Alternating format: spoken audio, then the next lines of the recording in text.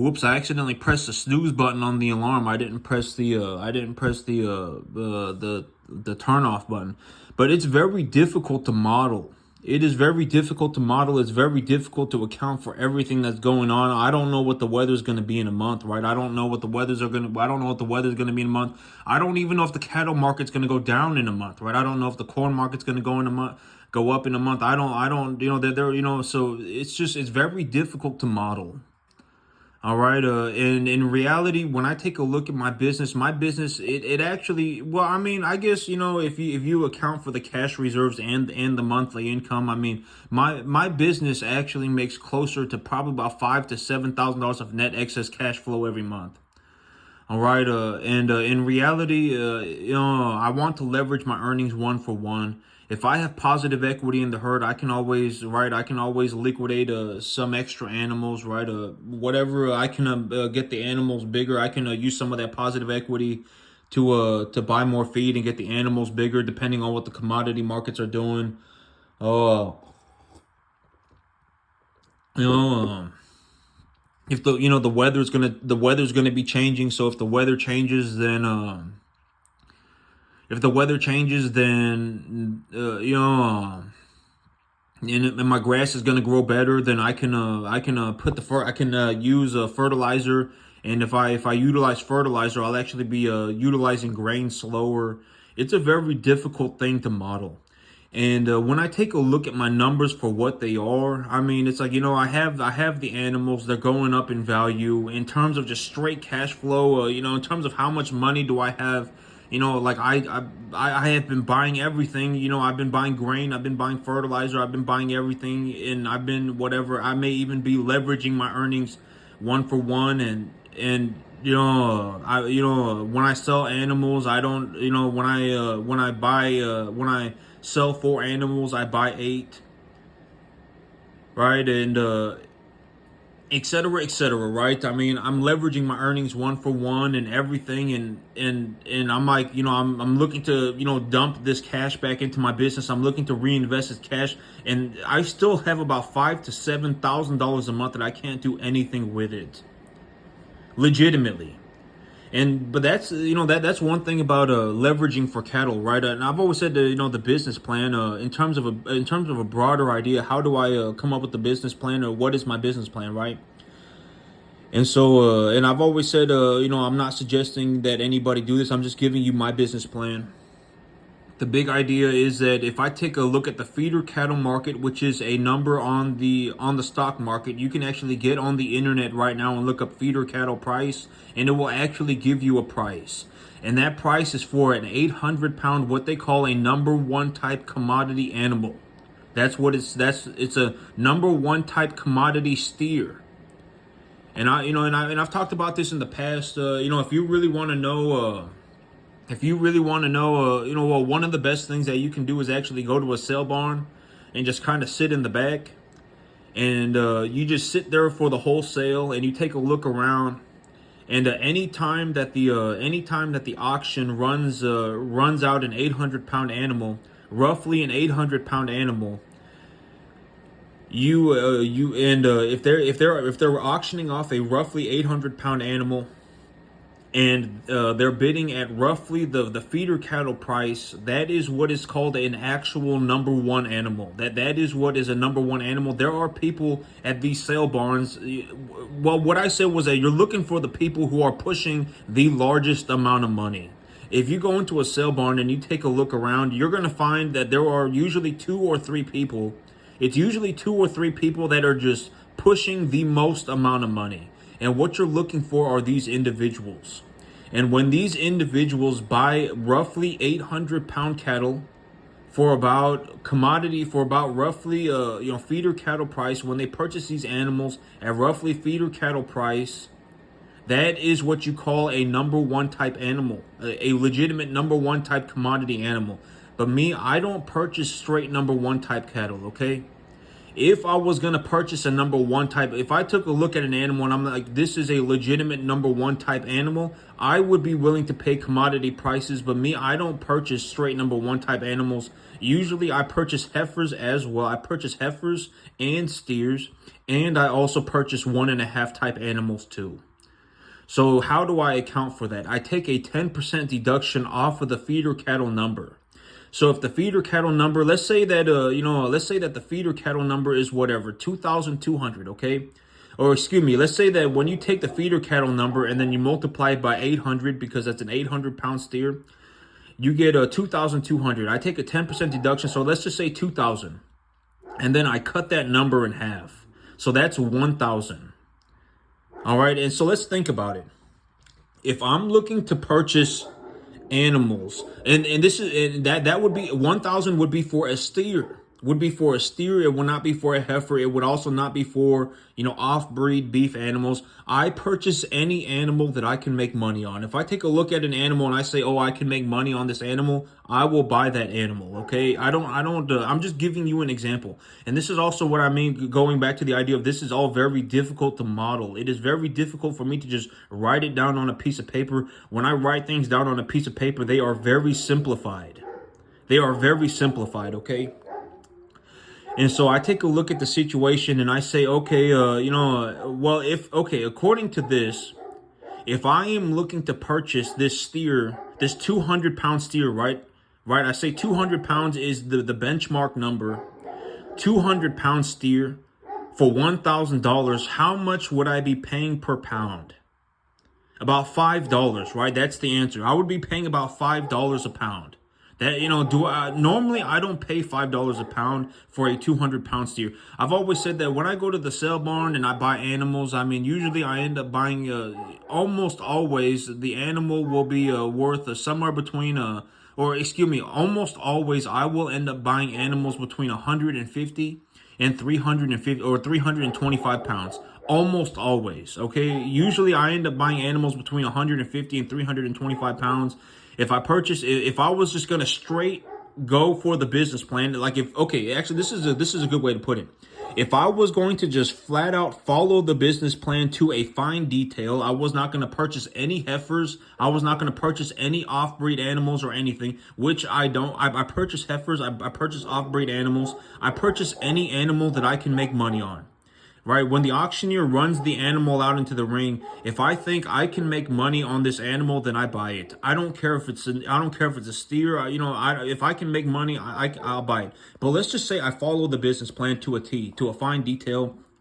And let's think about the business plan. If I were going to follow the business plan to a fine detail, I would be purchasing straight steers. First of all, I would be purchasing straight steers, and I would be purchasing number one and number 1.5 type steers at 200 pounds. That would be me following the business plan to a T. Number 1 to 1.5 type steers at 200 pounds. And if I purchase these animals, and let's say I take a look at the feeder cattle market, and it's sitting at let's say I take the feeder cattle number and I multiply that number by 800, and it comes out to be 2,200. So I would anticipate that I take 10% off of that. So let's just say 2,000, and then I cut that number in half. And I'm purchasing a 200-pound animal. How much would I roughly estimate that I would be paying for that 200-pound animal per pound? It would be about $5 a pound. 2 times 5 is 10, right? 200 times 5 is 1,000. And normally when I take that 200-pound animal, and $5 a pound for a 200-pound animal for a 200-pound number 1 to 1.5 steer is pretty, usually, I don't even pay that much, okay? It's usually gonna be like $4.75 or something, $4.50, something like that. All right, but let's take a look at it, and then and then I take that animal from 200 pounds up to feeder cattle weight, and the commodity markets go sideways. If the commodity markets go down or up, then I need to rethink about what's going on. I need to take a look at the commodity markets and determine what I'm going to do, right? Do I have a margin, right? Are grain prices skyrocketing? Do I need to change the market, the average market weight, right? What do I need to do, right? And so I take this 1,000, I take this $1,000 steer up to 800 pounds. And when I take that animal up to 800 pounds, how much am I going to get for that animal? Probably about a 2 grand. For a number 1 to 1.5 type medium large frame steer with the feeder cattle market trading at these numbers, I would get about 2 grand for that animal, okay, at 800 pounds, something like that. All right, so that's the big idea. All right, I take the feeder cattle number. The feeder cattle number is a global commodity. You can go on the stock market right now and look up the price for feeder cattle price. Right, feeder cattle is effectively a number 1 type commodity 800-pound steer. Not heifers, not off breeds, a number 1 type commodity steer at 800 pounds. But me, I don't purchase straight number 1 type commodity steers. I also purchase number 1.5 type animals, and sometimes I'll even buy off breeds if I decide that, oh well, this is a good price and I can actually make money on this animal. It doesn't matter to me. All right, and so and then I take a look at it and I say, well, and I also buy heifers. And so that's gonna change the numbers too. And so, but that's how I do things, and that's like more of the generic information, right? I take the feeder cattle number, I take a 10% deduction off of that number. Let's say that the feeder cattle price, the multiple times 800 is 2,200. I take 10% off of that. Let's just say 2,000. I cut that number in half. What I'm looking to do is buy a number 1 to 1.5 type 200-pound steer for effectively $1,000. Right, that's effectively, but normally I don't do that. A lot of people don't want 200-pound animals. I'm one of the very, very, very few animals, or one of the very few people, not animals, people that will actually go and just buy 200-pound, animals all the time. There's not very many of us. It's a very difficult business because it's like at the end of the day, it's like if you were gonna pay $1,000 for a 200-pound steer, and you were gonna get $2,000 for that steer at 800 pounds.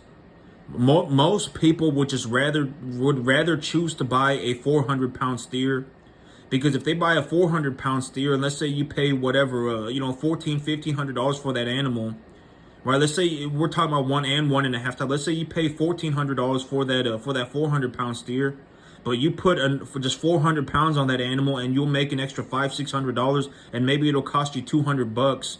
But now you don't have to worry about, oh man, is this animal, not going to eat feed? And, what if this animal gets acidosis on accident? What if I don't give them the right type of feed and they get acidosis? And, you don't have to worry about that stuff, right? And so, it's like, yeah, but I mean, when you pay more for an animal, it's not like you're just throwing money into a pit, right? A lot of people, I'm telling you, you should, if you're going to get in the 200-pound stocker calf game, you should really understand what you're doing. You're probably better off buying them at 400. Even if you have to pay an extra $400, even if you have to pay an extra $500 for the extra 200 pounds, even if you have to pay for the $400 or $500, I mean, you're gonna have a lot less headache.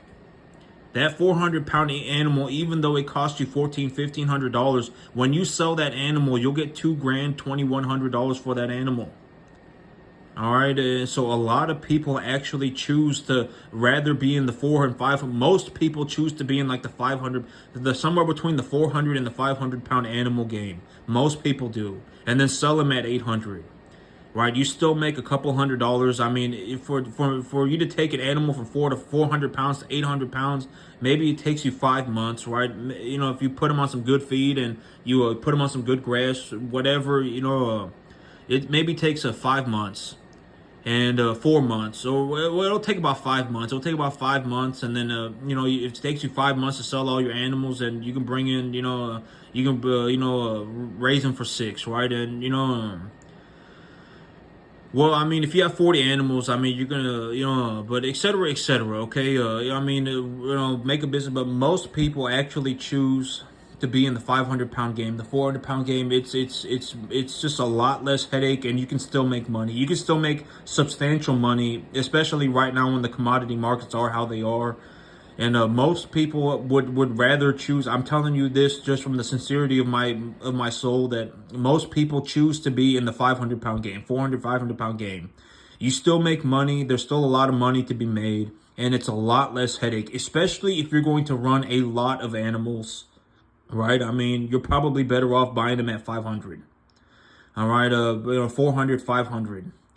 But if you're going to get in the 200-pound game, you're going to have to understand that you really need to know what you're doing. All right. If you accidentally give one of these 200-pound calves acidosis, you didn't know what you're doing, they got acidosis, boom, that's a big problem. One of them got sick. Now you got three of them that are sick. It's contagious.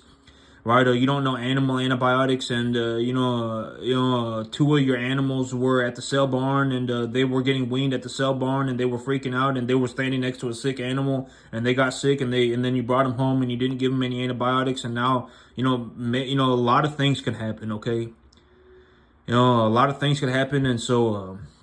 Most people, even if you have to pay a couple hundred, $400 or $500 extra, most people, tend to buy the 400 to 500 pound animals, because if you buy a 400 to 500 pound animal and you raise that animal up to 800 pounds, I mean, you can still make a couple $100, and it won't take as long, and it's a lot less headache.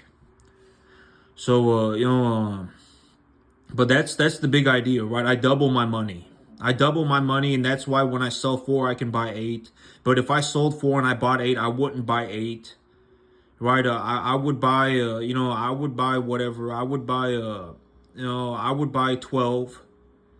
And, if I run the animals well, and I end up with some positive, in excess of positive equity, I can actually start taking some of the positive equity out and just holding it as cash reserves. I'm still making my monthly income on top of my cash reserves. And if my supplies are looking good, if my supplies are looking good, and my balance sheet looks solid, then I just continue forward, right? I have everything that I need to run my business for 2 months. I have effectively this much in cash reserves, and I'm producing this much money every month. If I sell 4, I can actually buy 12, and if I buy 12, and I don't have a majority of the animals survive, then it's not, then the 4 animals that I took for leverage, it's not negative equity. I don't have negative equity unless like the actual balance sheet is negative, like I wouldn't be negative equity, right? I have 4 animals of my own money. I have 4 animals of the bank money. Even if 2 of the animals died and I took those whatever, but over the next month, though, I have 6 animals left.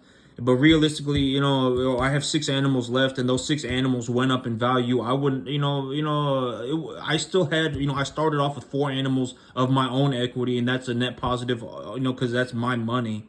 And so, it's not negative equity unless the animal dies. And if the animal does not die, and I have the animal, and the animal goes up in value, then I'm actually making a net positive on that debt.